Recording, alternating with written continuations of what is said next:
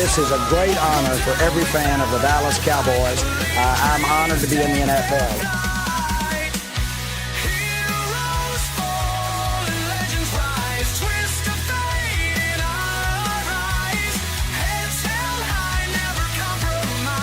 What can I say?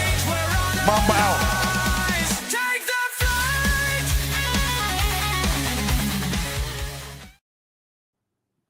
All right, what's happening, everybody? Welcome to the afternoon show presented by ESCN. I'm Chris Gonzalez, joined by Tony Gonzalez and Jay McLovin. How's it going, guys? Pretty good, pretty good. Well, Astros lost. Streak came to an end. But Yankees are next. So I'm hoping that we can at the very least, win that series. Other than that, a pretty good day, though, Gonzo. Moderately, 91 degrees outside. Pretty sunny, open sun. The Yankees got a win finally. Yeah, they sure did. I was really hoping that Texas would close that series out. But Well, let's look a little bit at the league right now. In the American League, the top team in the American League is the Blue Jays. In their division, let's go on from there. The Tigers are also leading their division, and Houston's leading their division. In the wild cards in those divisions, you got the White Sox, Seattle, and the Yankees. Would be if they ended right now, then would be your teams that will be in the playoffs.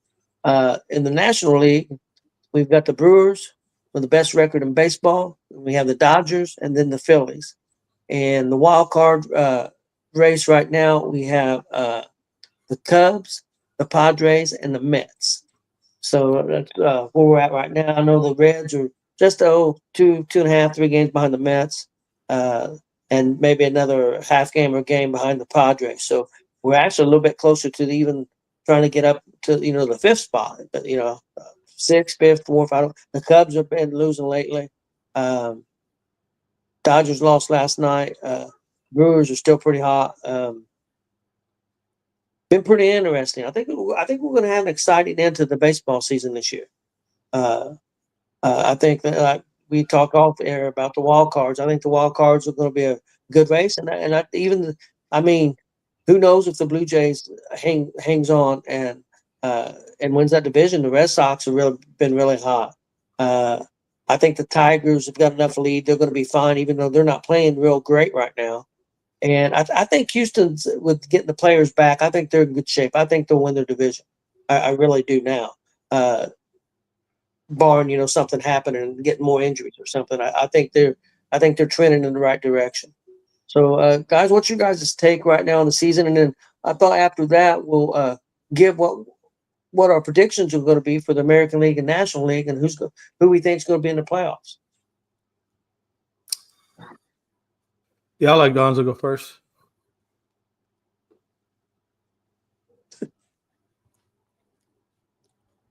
All right, what are we doing? We're talking about the sex transplant that you were talking about having, but you weren't completely decided on yet. You're talking to the wrong person about that. That wasn't me. I don't know. Tony, you got anybody else named Chris over there that's I know I'm a man, and I'm fine with being a man. I have no reason to want to be a woman, brother. But anyway, was I supposed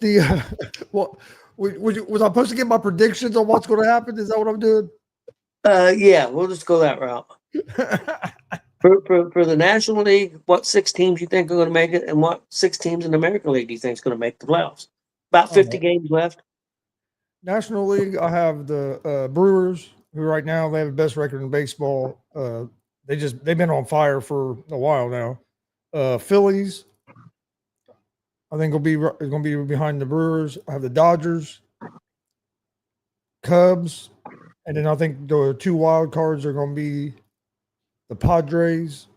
I guess 3 wild cards, but Padres and Reds. I think the Mets are going to be the team that falls out of the playoffs.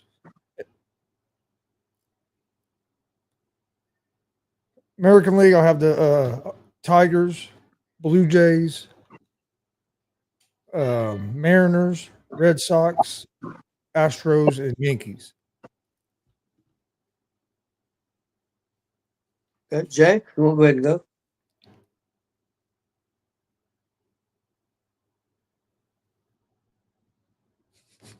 Jay, you muted. Shouldn't have said anything. You should have seen how long it took them to figure it out. Be like Stevie over there, about 5 houses down, still cutting grass. You should just sit over here with like this. It just feel like hell with it, right? Like whatever. The sad part about that is, if you'd have done it right, which I think you would have, you probably could have had a good shot pulling that off. Which would have made it really interesting when we cut this up into clips. But no, I'm kind of right there with Gonzo's list. I mean, his list isn't, I don't think would be too far different than mine. I think Milwaukee right now is at 40-7. Right now over the last 47 games. I mean, they're killing it, right? I mean, they're absolutely just Milwaukee's killing it. But I also think that right now they're peaking too soon. I think we still got another close to 2 months of baseball left. I don't like the way they're peaking. If I was a Milwaukee fan, that would make me nervous. I feel like they're peaking too soon. So I do think the Milwaukee is going to cool down a little bit. And I'm curious when they cool down, where they cool down to. For that reason, I don't think they're going to be number one in the league per se. I do think they'll clinch the division, but I think Toronto's going to wind up taking over. I think it's a toss up. I fully if the Astros, when they get Alvarez back and their other 2 pitchers back, if it doesn't make a difference in them. And that's why this is hypothetical. If it doesn't make a big difference in where they are or in their stand, like they don't come back and perform the way they should because of their comeback off of a long injury, then I think Toronto walks away with the league, the full league, period, national and American. With that being said, though, if Houston can hold on to their division, which is going to be hard to do with the way they're playing right now. But if they can hold on to their division and then get these key pitchers back and get Alvarez and Jake Myers back, which, again, Jake Myers is a 300 batter. Alvarez is probably a 250 with 20-plus homers, typically on a good year. That's a big thing. That's what the Astros are missing right now, right? So there's still a big hole within that Astros lineup, both offensively and defensively in terms of the pitching, that I think keeps Houston back a little bit. So for that reason, I do think that if they're not able to get back to where they were with those new additions coming back off the injury list, I think the Mariners could take the division. And I think the Astros then would fall to the wild card. I could absolutely see that happen. That's why I kind of resonate with what Gonzo's saying in terms of the American League. I think the Yankees are just kind of petered out, man. I'd be surprised if they, and I know Frankie's not going to like me saying this. I wouldn't be surprised if he jumps in here at some point. But I don't think the Yankees even make the wild card. I think they fall out of it. I really do. And I think the Rangers or the Guardians, which are tied right now, a game and a half back of the Yankees, I think one of those 2 teams is going to slide up into that wild card, that third wild card spot. And I do think it's going to be, I forget who's in the top spot. I think is it Boston? No, not Boston. Who's in that top wild card spot on the AL side? Blue Jays. Is it the Blue Jays? Blue Jays are top spot. No, Blue Jays ain't a wild card. No. The top wild card is the Red Sox right now. Okay, so it's Boston. So I think I could easily see it, the wild card staying at Boston, Seattle, or Boston, Houston, depending on how that transpires. But I think it's either Boston and Toronto or Boston, Houston. Or excuse me, Boston and Seattle, or Boston and Houston, how that plays out. And then I think that third spot's either going to be the Rangers or Guardians. I think the Rangers are, the way they're playing right now, I think that they will eventually slide up into that spot. Not to discount the Guardians, but I think the Rangers are just playing good baseball right now. So I could absolutely see it playing out that direction. On the NL side, that's a little bit. Obviously, Milwaukee's going to be there. I think the Dodgers will be there for sure. Phillies, I think, are going to bite. I think eventually the Phillies are going to overlap Dodgers and take over that number 2 spot in the NL. And I think the Dodgers are in there. I'm not looking at the standings or anything like that to see who their wild cards are right now. Wild cards right now are the Cubs, Padres, and the Mets. Yeah, I agree with Gonzo that I do think the Mets are going to fall out of that spot. They're on a 4-game slide. I think the Mets are going to continue to slide out of that spot. I think Cincinnati is a good possibility if they continue to play good baseball and play hot baseball. That Cincinnati can wind up in that wild card spot easily, or San Francisco, because this is 5 games back right now. So I don't think the Mets are going to hold on to that third wild card. I think it's going to be a toss up between Cincinnati and San Francisco. And if I had to put money on it, barring injuries, I think Cincinnati is going to wind up taking that last wild card spot. And that's not because you guys are on the show. I'm saying that. I actually do believe that Cincinnati can easily snag that third wild card spot. Yeah, guys, in the American League, the way the standings are right now is the way I think it's going to end up. I think it's going to be the Blue Jays, the Tigers, and Houston winning divisions. I think it's going to be the Red Sox, Seattle, and the Yankees. I think the Yankees make it, and it'd be interesting because if the Yankees are the 6th seed and Houston is a 3 seed, guess who plays first round? Oh, absolutely, and I'm all for it. And that's interesting you said that too, because literally now it'd just be a best of 3 series as well, right? Yeah. Is it 3 or 5? I think wild card. I think it's 5, isn't it? I think wild card is best of 3. Now I think division is best of 5. Okay. Let me check. Make sure. Well, while he checks on that real quick, I just want to come back to Pops real quick. Yankees are in a really weird spot right now because they're literally going to be playing Houston right now tomorrow, and then we get one more shot at them before the season's over. It is the wild card series are a 3-game series. The division series are 5-game, and then the championship series are a 7-game series. Yeah. So the Astros really could shape their own destiny if they could win both of those series. They don't have to sweep them, but if they can win both of those series, Pops, I think I got to be honest with you, Pops. I think Yankees are going to slide out of that spot. That bullpen and that rotation, I got to feel they're going to slide out of that. It's possible. And the National League, I'm willing the Brewers to be the best team. I think the Phillies in that 2nd spot, and then the Dodgers. But I'm a little different than what Chris was. I think it's going to be the Cubs, and I think the Mets and the Reds. I think the Padres fall out. I think they're going to be the team to fall out, and that would mean the Reds would play the Dodgers the first round if it ended up that way. And which we played the Dodgers pretty good this season. Yeah, I don't think that's a bad matchup for us. I would rather. I think I'd rather play the Dodgers than the Phillies. Some people may think I'm crazy. I'll tell you after Monday. I'm going to watch them play the Phillies on Monday. Hell yeah! I'll tell you what, though, Pops and Gonzo. If I was Cincinnati, I would rather play them on a 3-game series than a 5 or 7-game series. I think if you catch them good or you catch them off balance, it's easy. It would be easier for you guys to take them in a 3.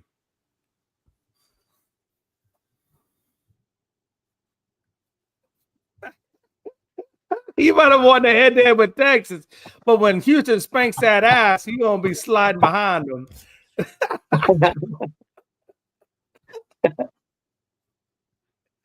Yeah, the Reds need to win at least 3 of these games against the Pirates. Like we need to go at least 3-1 in this series against the Pirates. Don't get me wrong; it'd be nice to sweep them, but we at least need to win the series and go and get 3 of them.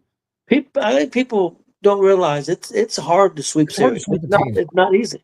It's hard to win 3 straight, or especially 4 straight, because we're playing them 4. It's not easy to do. I mean, it happens. It happens when a team gets on that 6, 7, 8-game win streak, but that don't happen a lot. Reds haven't been swept this season. I know.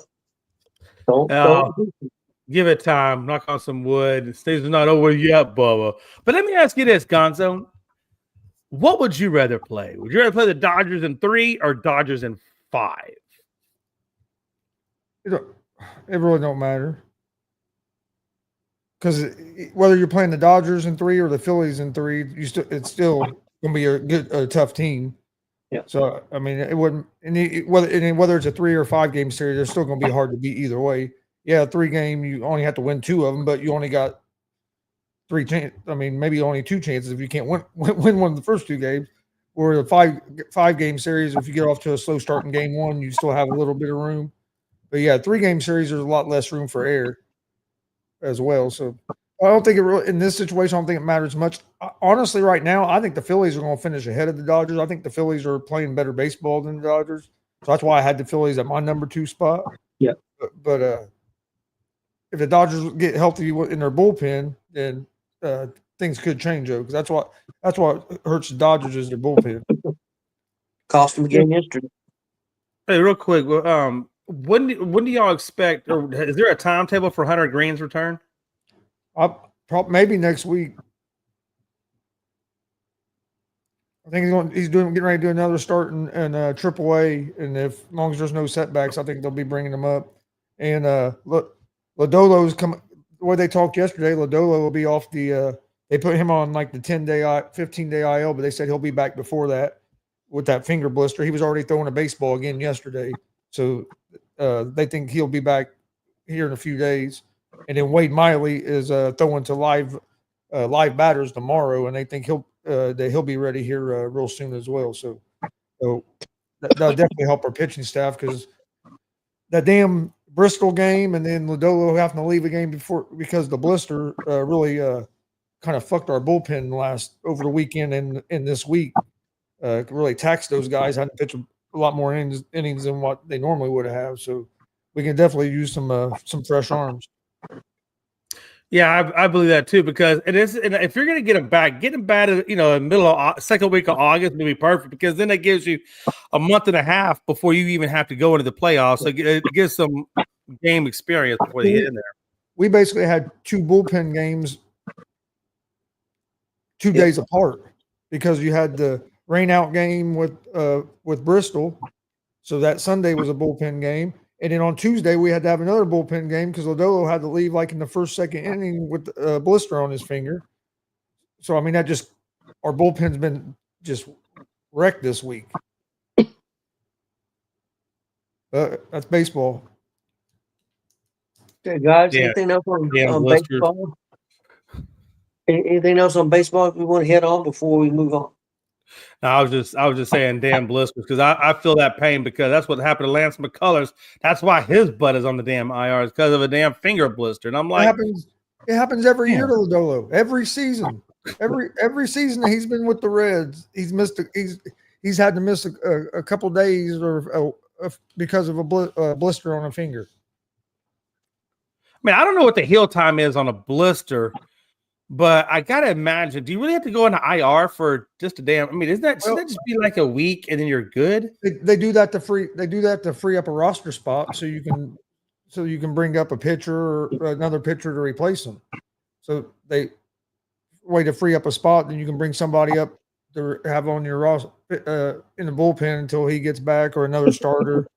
In this case, it was a bullpen guy, because they just moved Martinez back into the rotation that they just took out. They just took him out of the starting rotation to put him in the bullpen. Now they have to put him back in for at least I think one more start.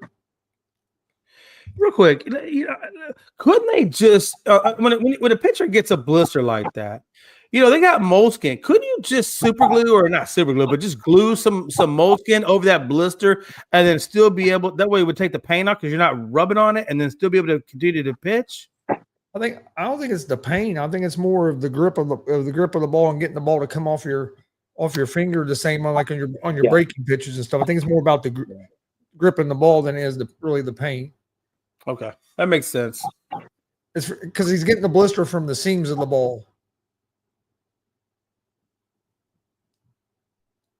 No, that totally makes sense. I forget it. Like I said, I was never a pitcher, so I always forget those kinds of things. But you're right, that would affect it, because you wouldn't have that sensation in your finger either, that feel of the ball. So I guess that would be an issue. Yep. Yeah. All right.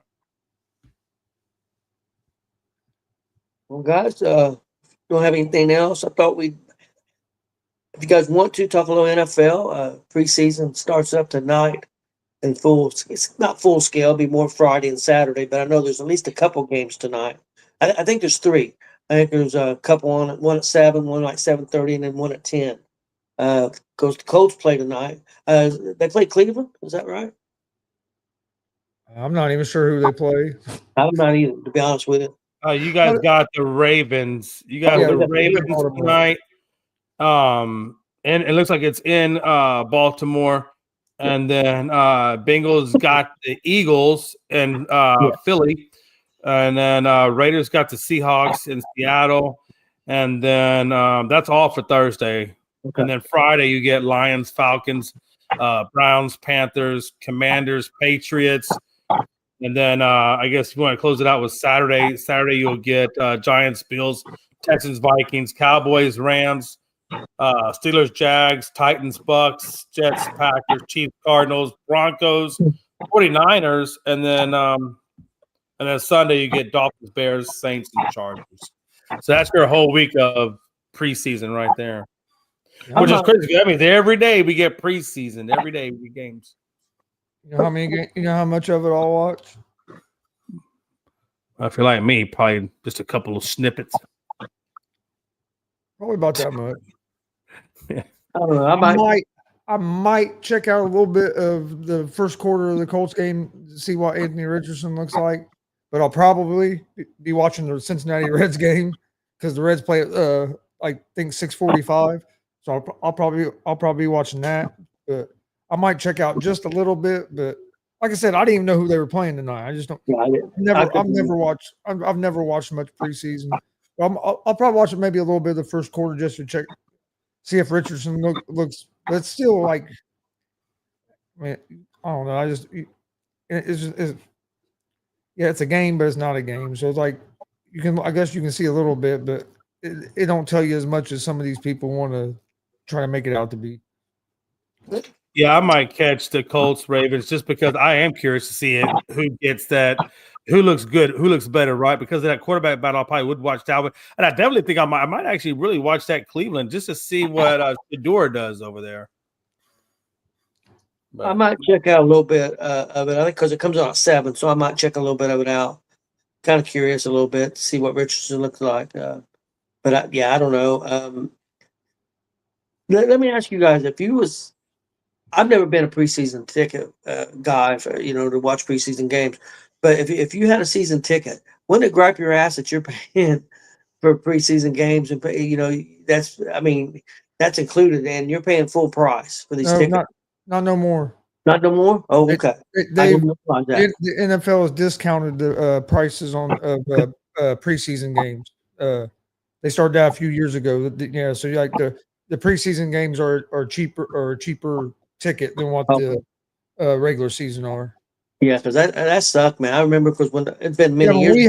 When we had them, you had to pay full price for it, and it was included in your season. It was included in the season ticket. I was like, we don't even want the goddamn preseason games. We just want the 8 regular season games. Yes. We don't care about the 2 preseason games. Yep.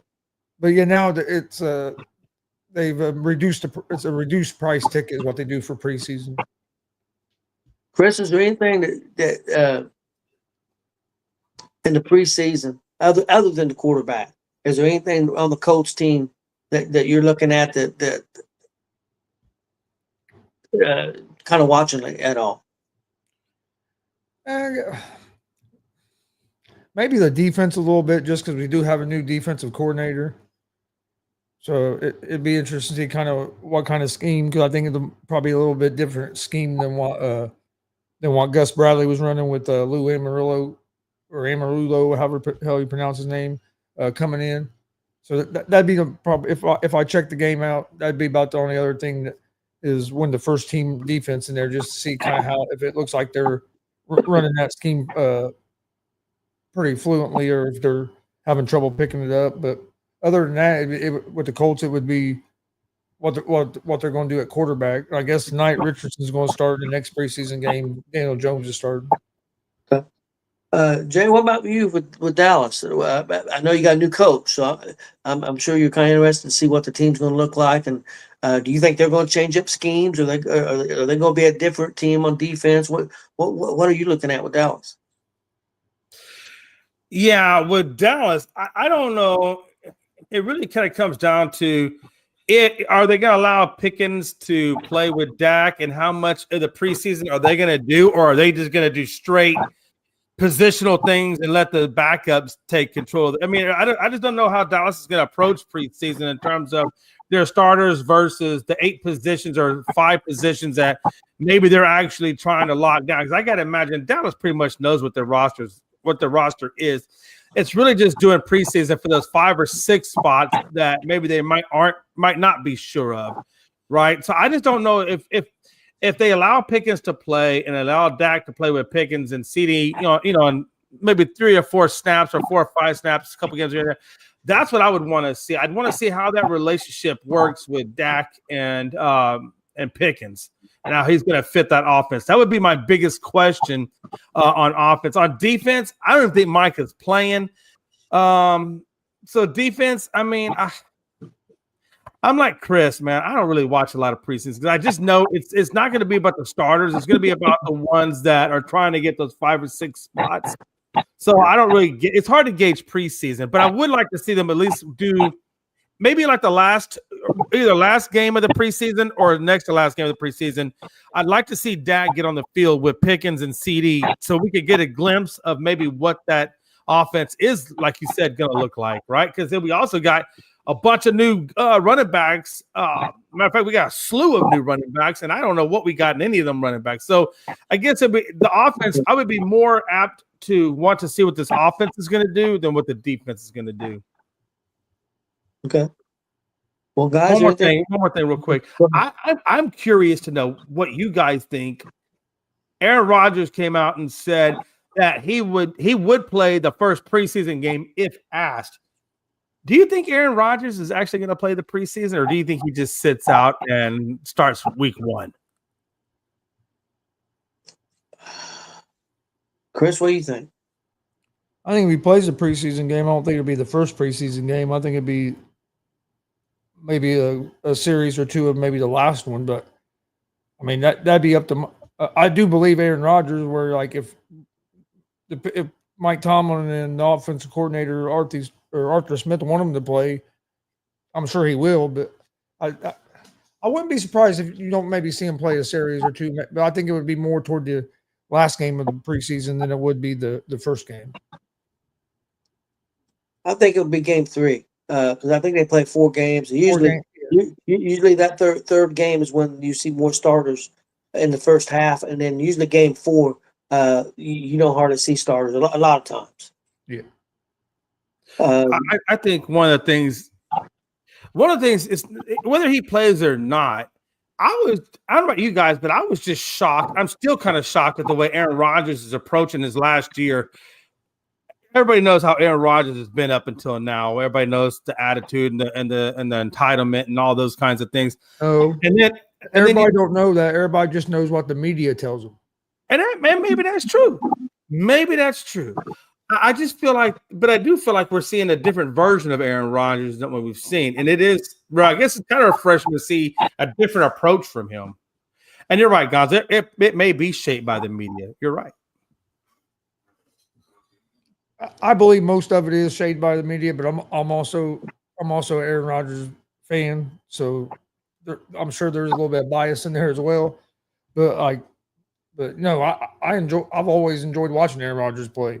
So I'm not a fan. I've never been a fan of the Packers, but I'd watch him play, and I watched him play quite a bit too because my uncle was a Packers fan, and before he moved to Texas, he used to come over to my house and watch a lot of Colts and Packers game with me there. So got to see Rodgers play quite a bit, and was definitely rooting for him to win the Super Bowl the year they won it because of Uncle Tom. I tell you what, guys, if people probably think I'm crazy too, but I think if Rodgers stays healthy, I think Pittsburgh's going to be a dangerous team. I'm not going to say Super Bowl team, but I think Rodgers' attitude, again, he just seems like he really wants to succeed this year. I think he may know it might be his last year. I think he's really fired up for this team. I think he thinks they've got a good team. I think he's comfortable. I think he's more comfortable than he ever was with the Jets. And he just got on this Pittsburgh team. I think Rodgers could end up having a big year this year. I could be wrong, but I just got a feeling. I wonder. You got to imagine they just picked up Geno Smith, the tight end from Miami. So now I'm wondering if they're going to run you got to imagine they're going to run a double tight end. Yeah, You they know, will double quite a tight bit. end, DK. But do you guys think? I still think they are one possession receiver away from having a more complete offense. I don't know. I'd have to look at the roster a little deeper. I still have questions with the running game. I do have questions with that, but I also having a better quarterback. Sometimes if you don't have a great quarterback and you rely on the run, if you've got a good quarterback to open things up, then maybe they'll be able to run the football better. So I think that's a key for them. I think they've got to be able to run the ball well.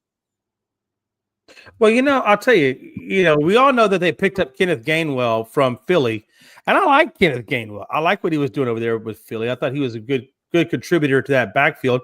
And then you got Jaylen Warren, which I felt like was a solid running back for Pitt. So if you got that, I really feel like if you got that committee of Warren and Gainwell and that back, I mean, they're not the best in the tandem in the league, but they are a good, serviceable, tandem in the league. I mean, Pittsburgh had to feel real good about Warren, or they wouldn't have let Najee Harris go. You know what I mean? So I they agree. have to be expecting for Warren to take a step up this year, or they wouldn't have moved on. They wouldn't have moved on from Harris and made Warren the number one guy. Yeah, I agree with you guys. It's going to be an interesting NFL season. I'm excited. At what early September, right? When the regular season starts. It should be the first Sunday, if I'm not mistaken, right? Well, Or Thursday. Thursday, I guess. First Thursday, if he. Yeah. Or is it the first month? I can't remember that. Does it It's on start off Thursday. Monday or? It's It's Thursday. on Thursday. So it's Thursday. Okay. Yeah. Okay. It starts on. It'll be a game, a Thursday night game, and then everybody else starts on that Sunday after. Well, guys, you guys got anything else We're before? We're going October 12th, I believe. Is that what day I told you? I think it was the 12th. 11 for 12. I think 12 Yeah. sounds right. Either October 11th or 12th, we're going to watch the Arizona Cardinals and the Colts in Indianapolis. One thing I did want to put out, Tony, I know your question was, is there anything else we want to talk about before we go to the top 10s? The one thing I did want to point out, and since we're talking some Steelers a little bit, is Hayward. Hayward's looking for a raise. I think he's got 2 years left on his contract. He's like number 18th in defensive contracts. I forget where he's at in his position in terms of where his contract ranks. But Hayward is actually doing a modified holdout, right? He's actually doing some things at camp, but he's not doing everything at camp, right? He said, quote unquote, that the Steelers organization, they have an understanding of what the contract should look like, but nothing has actually come to fruition. I just wonder how long Pittsburgh is going to allow that to play out before they make him. Now the guy is 36 years old, but he did have a Pro Bowl season in 2024, last year in 24. So he's still playing at a pretty good level. But I'm just wondering what kind of contract, number one, the Steelers are going to offer him. And number two, I wonder how long it's going to take to get it done before we hit week one. Yeah, I don't know because, they just paid quite a bit of money to Watt. So I don't know where they're at financially.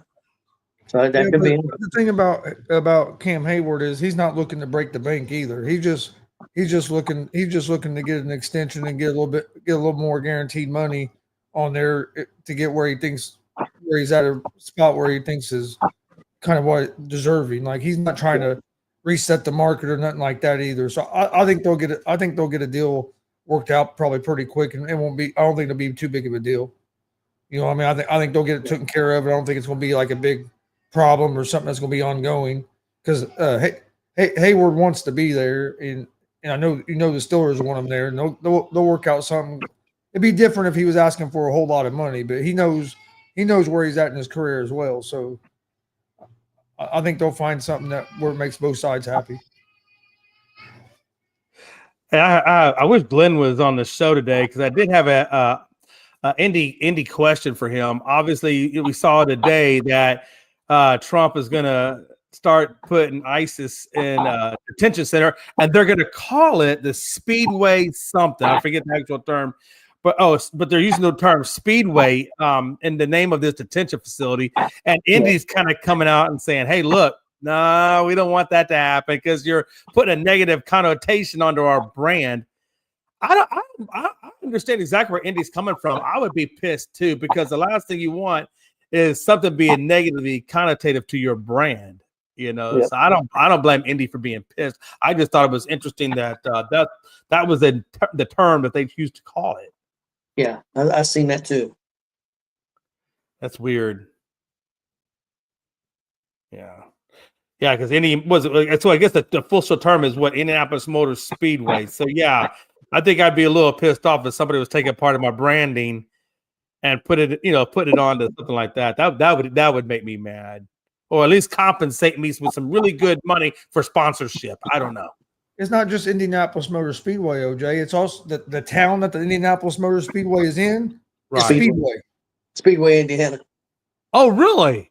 Yes. Yeah. I didn't know that. It's like a little suburb of Indianapolis, but it's called Speedway. So yeah, I didn't know that. Yeah. Wow. Well, hey, I learned something every damn day. I honestly, I did not know that the damn town was called Speedway. So that's interesting. Maybe if I got my butt up to Indiana more, I'd probably know something like that. Swear to God, when I come back to Indiana, somebody better have some herb at their house. I'm just going to put that out there. But let's continue mission. Can't do that. It's illegal in Indiana. Yeah, because God knows Americans never do anything illegal. Sure. Nope. I follow the rules. I'd wish sticking to it. Be just like our president. Don't do anything illegal. You know what I mean? If you do, have a lot of money to pay it off. Exactly. I don't have a lot of money to pay it off. So God was like, "I'll give you free Uber Eats for a month. Just don't tell on me, damn it." All right, guys, let's move on. I've got a top 10 greatest boxing fights of all time. And I'm going to give you number 10 to just give you a, what kind of fights are on there. I was surprised this one was this low.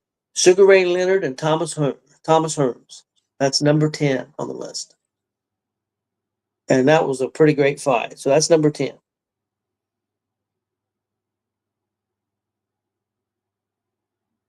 Where's the Rumble in the Jungle at? Okay. That was Rumble in the Jungle. Was that Frazier or was that Foreman?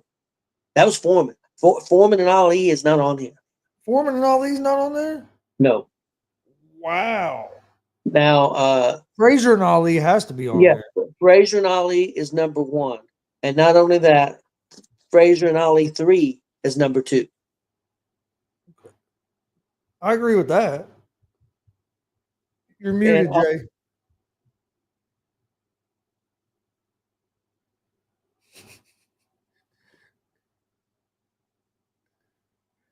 Whatever you just said, you was muted. Oh no, I did that on purpose because I knew I would probably say something real quick and piss people off. I mute myself by reason, damn it. No, you were talking, and I was letting you know you were muted. I was just saying to myself, wow, man, I can't believe Rumble in the Jungle isn't number 1 because they made a movie about it. Number 2, everybody and their mother, I don't care what your age is, knows Rumble in the Jungle. I mean, everybody knows that. So that blows my mind that that's number 1. The fact that Frazier's number 1 versus Ali, I mean, I don't mind that. I mean, because it was still a good fight of the century. I get that. But I felt like that should have been number 2. And I felt like that Foreman and Ali should have been 1. But with that even said, I tell you, one of my favorite fights I remember growing up was Sugar Ray Leonard and Thomas Hearns. Thomas Hitman Hearns, I believe it was in the early 80s. I feel like that's got to be 3 or 4. No, that or was at least 10. top 5. That was 10. That was I'm sorry, that was 10? Is that damn. Sugar Ray Leonard and Hearns was number 10. I'm fine with Frazier and Ali being 1, but Frazier and Foreman have to be on that. Should be on that list. They have to be on the top 10. Definitely. I'm gonna give you guys a hint. I'm not gonna tell you what number it is or anything, but this one, this matchup, one of the fighters in this matchup, they did a movie on. Let's see if that helps you guess the fight. They did a movie on it, huh? Not on the fight, but on one of the fighters. Okay, one of the fighters. Okay. Yes, that's in that. And this fight's one of the reasons, even though it happened later, it really wasn't covered in the movie. It's why this guy became as famous as he was. This movie was done in the last 20 years. Maybe in the last 10 years. Last 20? Yeah, the movie was done in the last 20 or so, maybe even the last 10. I can't remember what year it was done. I've watched it a bunch off HBO and stuff. I think Chris has too. I'm pretty sure he's seen this movie. If you said the name of the movie, does it have the fighters' names in it? No, but it'll give it away. Oh, okay, I got you. I know it would for Chris. I'm pretty sure. If he remembers the fighter's name, I mean, he would know the actor. I don't know if he would know the fighter's name.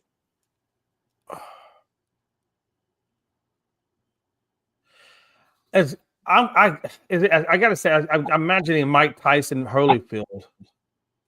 Okay, Tyson and Holyfield is on here at number 7. And is that the one where he bit his ear? Is that the specific fight? That shouldn't be number 7. What do you think it should be? It shouldn't be in the top 10. That was a joke. He Yeah, bit his it damn wasn't. ear. They fought what, like a round, and he bit his damn ear off? Well, there is another Tyson fight on there also, and it's higher than this one. And it's at number 6. Can you guys guess? Do you think Tyson and Holyfield should be at top 10 greatest fights of all time? No. No, and I only said that because I was trying to think. When he said a movie, I'm trying to think of like a movie. No, but I'm just saying because it was on the list. I wouldn't have that in a top 10. I mean, it wasn't much of a fight. No, it was a circus. Okay, I'm gonna give you the name of the movie. Name of the movie is The Fighter. Oh, is that on Dempsey? No. Chris, do you remember the movie? I remember the movie, but I can't remember the name. I can't remember the name. Okay, the movie was done on Irish Mickey Ward. Yeah. And the fight was That's right. Yeah. Mickey Ward, Irish Mickey Ward, and Arturo Gatti. It was a war, and Mickey Ward, he fought wars. That's all he fought. I mean, that's all he knew how to fight. No, it's a good movie too. Oh, I just can't remember the name. It's an excellent movie if you haven't seen it, Jay. It's really good. Oh, that's the one where Christian Bale played the role of a donkey and he jumped out the window and landed in the garbage. Yeah, but Gotti and Ward's I remember that. That's a good movie. That is a good movie. Gotti and Ward's at number 3. I'm gonna give you number 5 because this was way before our time. Sandy Sadler and Willie Pep at number 5. That's way before our time. That's probably in the 30s or 40s. I'm not even sure when that was. There's another fight at number 4. Big fight. It deserves to be in the top 5. But I definitely seen the fight. I don't know if it may have been before Chris's time. I'm not sure. He may have been little. It was Thomas Hearns and Marvin Hagler. Marvin Hagler. Yes. I liked Hagler. Hagler's one of my favorite fighters. I would be curious to know where, because we've had Roberto Duran Jr., his son, on the podcast a couple of times. Frankie's good friends with him out there in New York. But I'd hear, Roberto Duran beat Sugar Ray Leonard in 1980. And I'd be curious, and again, he had the hands of stone. Yeah, hands of stone. And I remember that growing up as a kid. I was a young kid at that time, but I remember that fight. Because me and my dad were watching. My dad was a big fighter. He loved watching fights, and I'd be curious to know if that's on the list. It's not on the list, Jay. Wow, it's crazy. It's crazy. That should be on there. Duran's definitely one of the greatest fighters of all time, and his character took a hit a little bit with that no mas stuff when he fought Leonard the other time, and he said the no mas. That really hurt his career, unfortunately, because this dude was a true fighter. I mean, this dude fought hundreds of fights. He didn't fight 20 fights or 30 fights. This dude was a fighter. He was a warrior, and it kind of sucked that I don't know what happened, but the no mas thing happened. And but yeah, number 6, guys, is a Tyson fight. It's in front of the Tyson Holyfield. It was at 7. Can you guys guess what fight that is? And number 6 with Mike Tyson. I want to say, was it the did he fight Michael Moore? It's not more. I wonder if is it the what year was it? Lewis. I didn't give the year. What'd you say, Chris? Okay. Lewis. No. The other one I was thinking was Buster Douglas. Buster Douglas. That's it, guys. When Buster knocked him out there in Japan. That's at number 6. I remember that fight. That maybe because of the shock, maybe should be on the list. I don't know if it should be number 6. Number 8, guys, is Chavez and Medrick Taylor. I remember that fight. It was a pretty good fight. The other one that we hadn't touched on is Diego Corrales and Jose Castillo. That's a real good fight. A lot of people I remember Corrales. I watched a lot of boxing, so that was a good fight. But how you don't have there's a couple fights, more like Chris said, the Foreman and Ali. Another guy that had wars was Ali and Norton, Ken Norton. They had wars also. Well, I'm surprised Pacquiao's not on there in some way. I'm shocked Duran's not on there. I'm shocked that Pacquiao, Sugar Ray Leonard, and Hearn should be in the top 5 in my opinion. Oh, definitely. What about even like remember when De La Hoya fought Felix Trinidad in '99? That was a good. Hey, that was a hyped up match too. Yeah, it was. Yep, I forgot about De La Hoya. Well, De La Hoya and Mayweather back in the day was. Oh yeah, for sure. Yeah, for sure. Wow, I'm kind of surprised at that list, to be honest with you. Yeah, I was too. I would definitely had Sugar Ray and Hearns in the top 5. Hagler and Hearns, that was a great fight. That deserved to be in the top 5, and it's 4. I can't argue with Gotti and Ward because they was wars, but you had to have Foreman. Number 1 should be Rocky and Drago. What the fuck? Yeah. What the fuck's going on? Okay, speaking. Rocky versus Drago should be number 1. What we doing here? Do you think Drago was Rocky's greatest opponent? I think he's the toughest one. I honestly, I think the greatest opponent was Creed. Creed was. I really liked. I liked the way that Mr. T, Clubber Lang, did it though. Because he really wasn't invincible. But I understand why you would pick Creed, because Creed obviously was a really. He had to fight him twice to beat him. Well, he had to fight everybody twice except for Drago. Yeah. I don't know, man. That whole Clubber Lang thing, that was one of the better storylines I liked. Yeah, it was good. That Rocky series was fantastic. Guys, I got one other top 10 list for today. Major League Baseball teams of the 2010s. I'm going to give you number 10 to just kind of give you a preview of what's on the list. St. Louis 2011 team is considered a top 10 team in the 2000s. 2010s. Yeah, 2010, excuse me.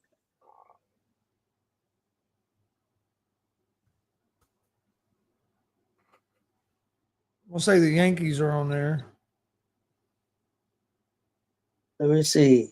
The Yankees are not on here in the 2010s.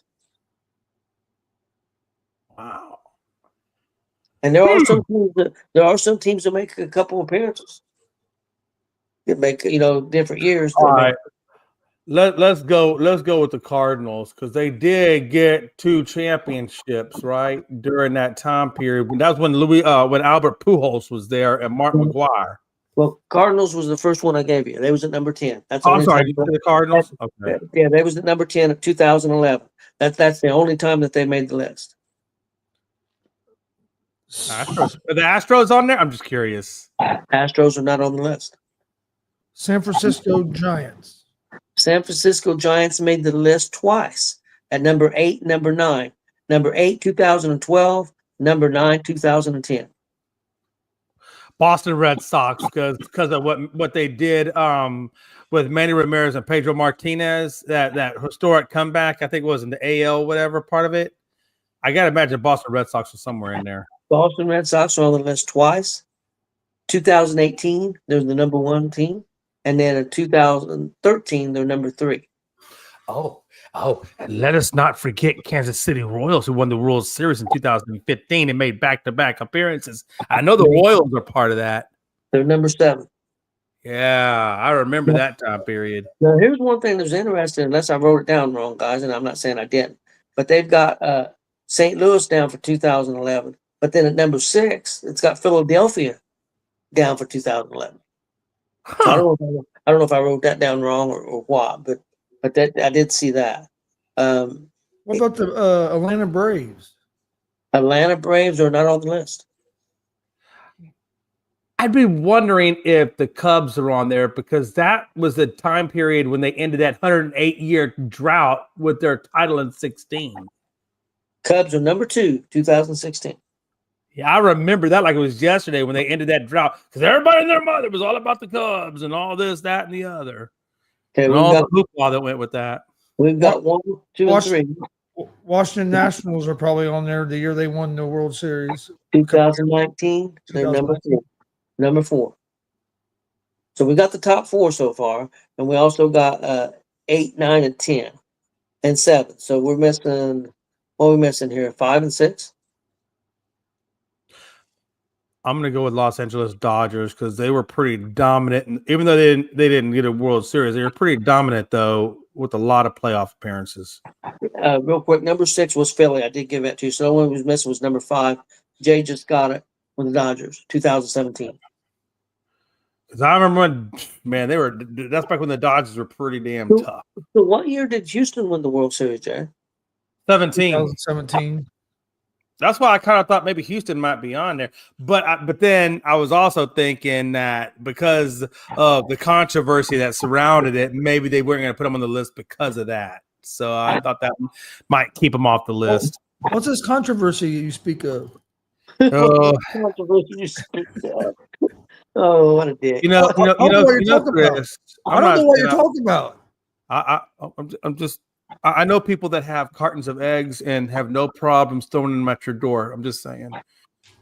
One more word, I will throw a bag of poo on your front door. Say one more word about it, Chris. I'm One just more a word, guy Chris. that knows nothing about this controversy you're speaking of. I was just asking a question.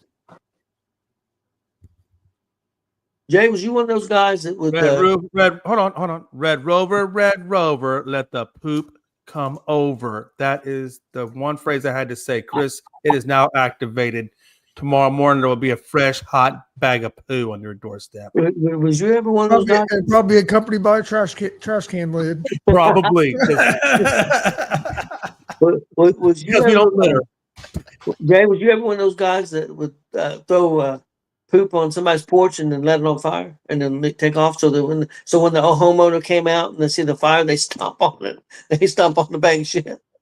I'm not allowed to comment on any. Oh, okay. Pleading the fifth, huh? So you're saying if that ever happened at Frankie's house, you wouldn't know nothing about it.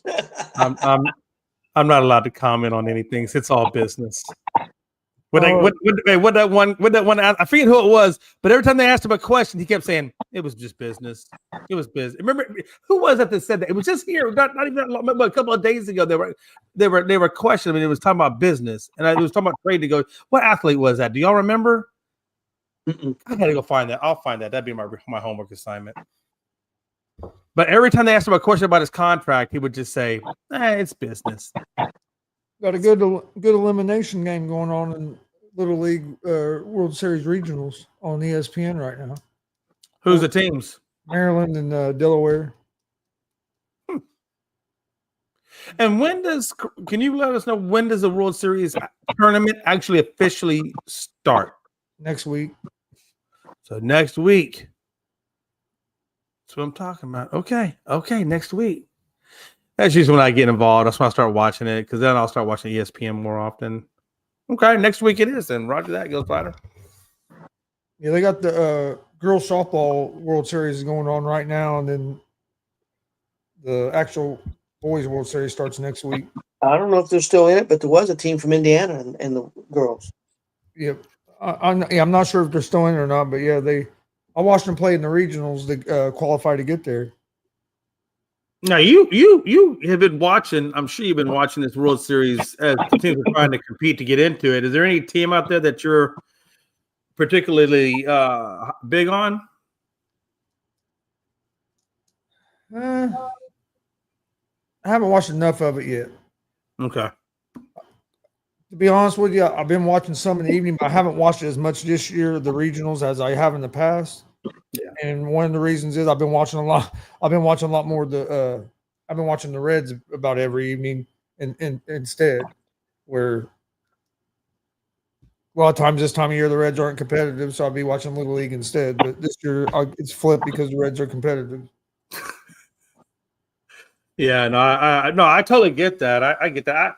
When it comes to like Little League World Series or even WNBA, I really don't get to until we get into the playoffs. I watch a lot of Little League World Series. Like I said, I want to go there and watch it live. I've actually umpired. I haven't umpired at the World Series. I've umpired in the sectional sectional and state tournament level to qualify for it, which is before the regionals.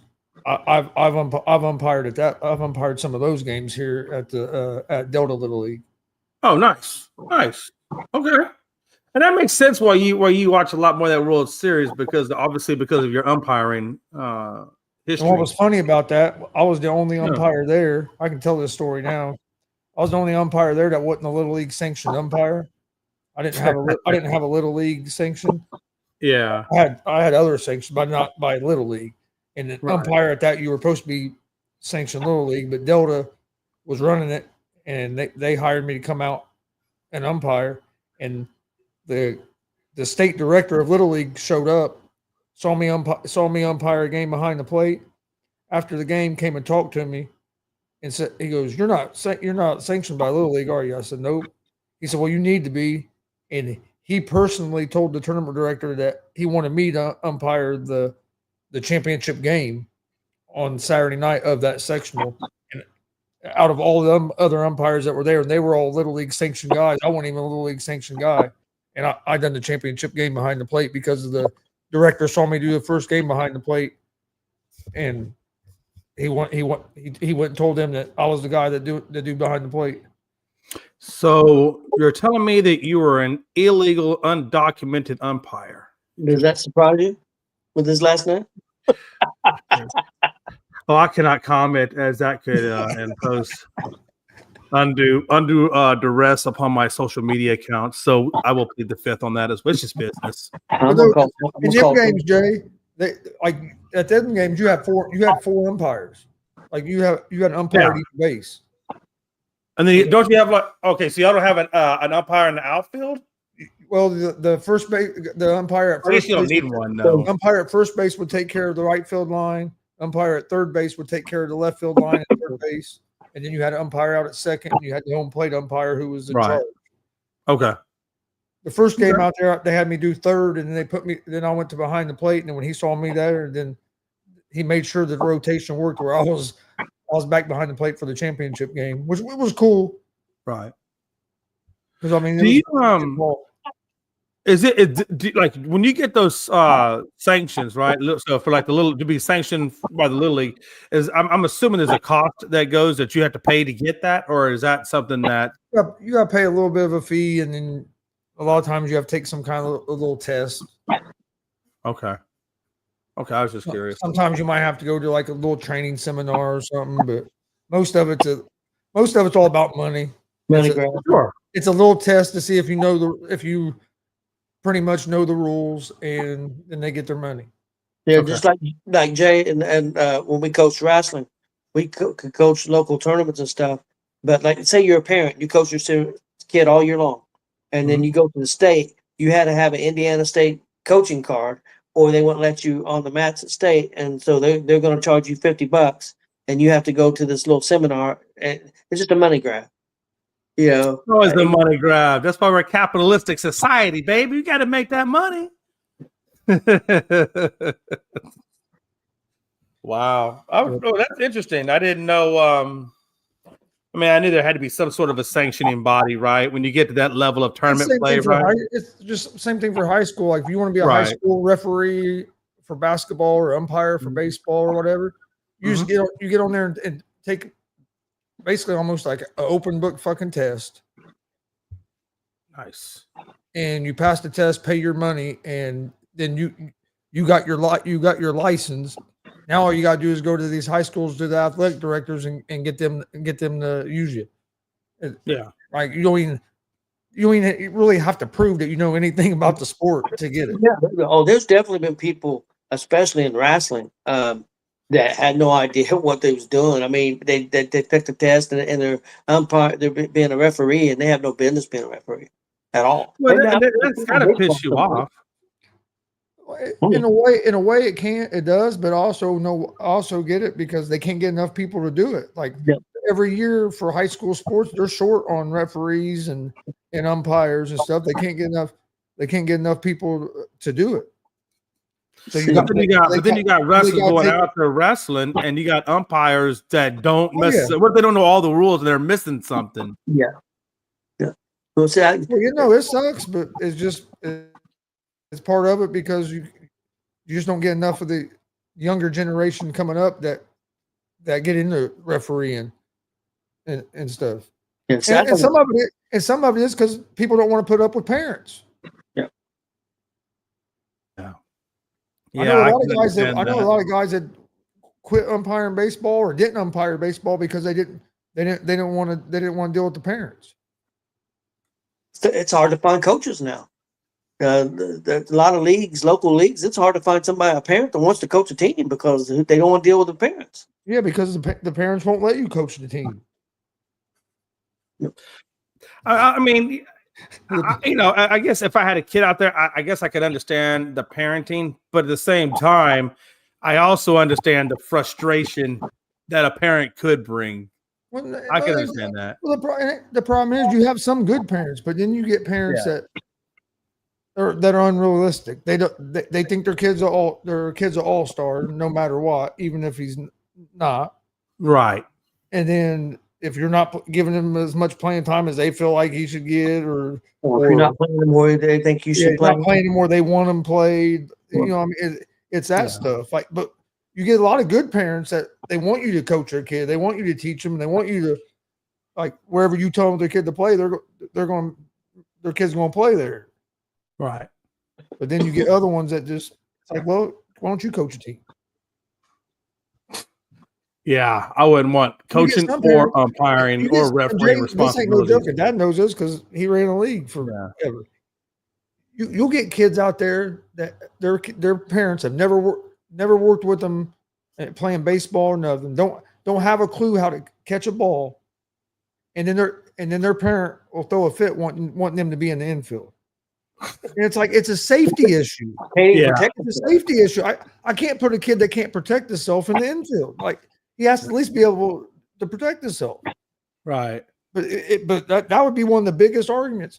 And the bad thing is, Jay, some of these kids will be 12, 13 years old, and it'd be the first time they ever put on a baseball glove. Well, our league was a free league. And so we got a lot of kids. There was times we had 300 or 400 kids playing our league. We even had kids that was in the YOC, the Youth Opportunity Center, which is a nicer word for juvenile back in the day. What, Chris? Juvenile center, juvenile detention center. We even had kids come and play there, and from there to play. And they didn't have parents, so I set up for them to get.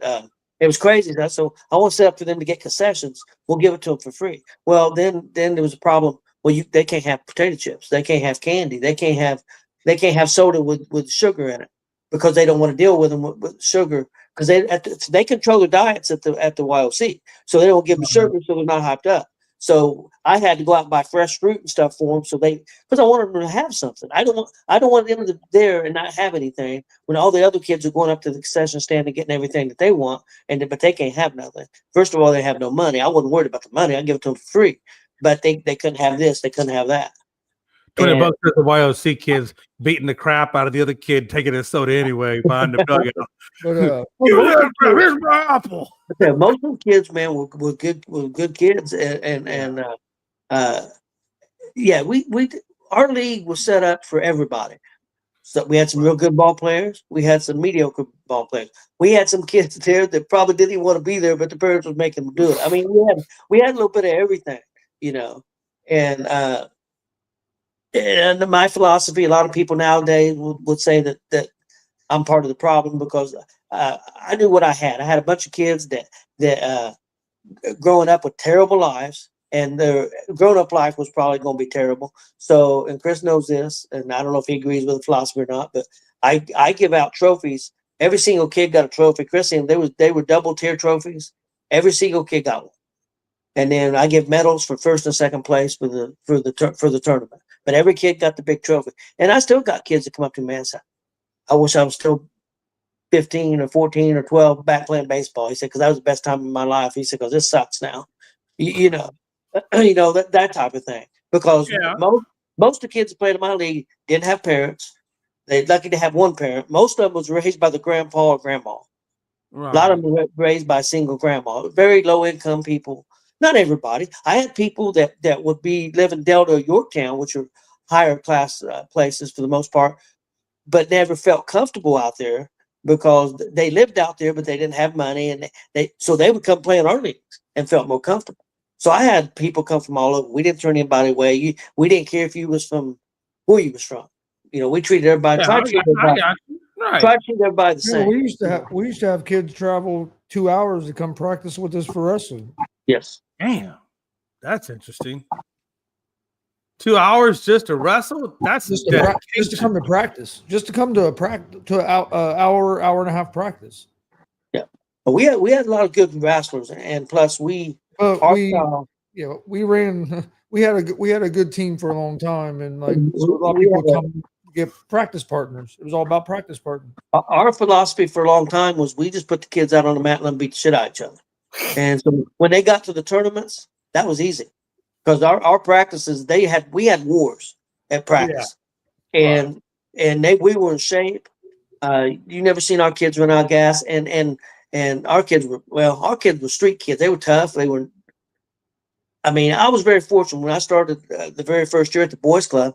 I went in there, had 20 kids that never wrestled before, and we trained. And heck, by the third or fourth week, we was killing people that'd been around for years. And it was just because they was tough. It was just a bunch of tough kids. The boys club was about basketball. I went in there and found 20 kids that didn't want to play basketball, tough as nails, white and black, Mexican, and they were just animals, man.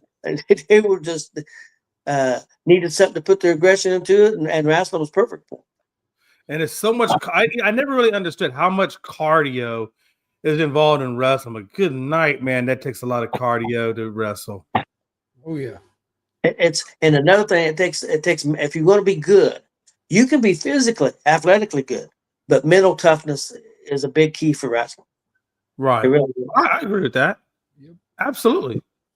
All right, guys. You got anything else before we get out of here for today? Yep. Let's get out of here, guys. Hey, one thing, just make sure you guys give a good subscribe to Gonzo Sports Room. They do good stuff over there on their YouTube site, and also give ESCN a little love on our YouTube site. Give us a subscribe. We certainly do appreciate it. That's all I got.